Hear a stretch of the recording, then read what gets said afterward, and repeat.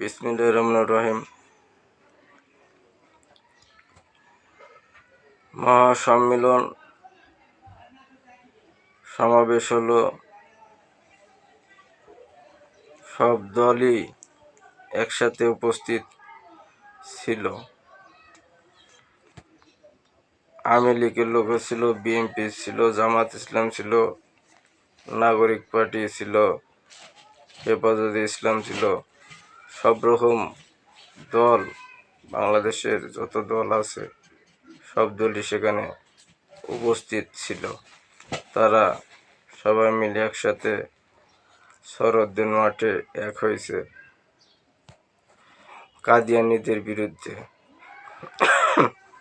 এখন তাদের বিপক্ষে যে সবাই মিলে একসাথে গেছে, এভাবে যদি সবাই মিলে একসাথে আল্লাহর কোরআনটা, আইনটা যদি বাংলাদেশে চালু করার জন্য কাজ করত, তাহলে কতই না ভালো হতো।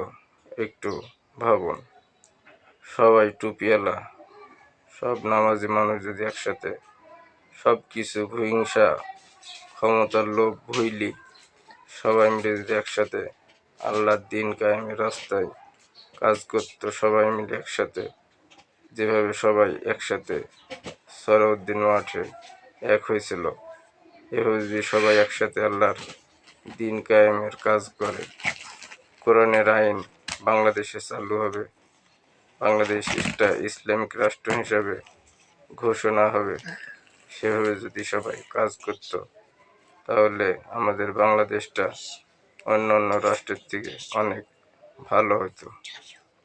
সৌদি আরবের মতন হতে পারত, অন্য অন্য জায়গায় যেসব মুসলমান রাষ্ট্র আছে তাদের মতো হতে পারত।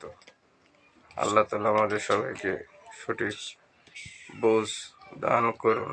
সবাই মিলে যেন একসাথে বাংলাদেশকে একটা ইসলাম রাষ্ট্র হিসাবে গড়তে পারি। আমিন।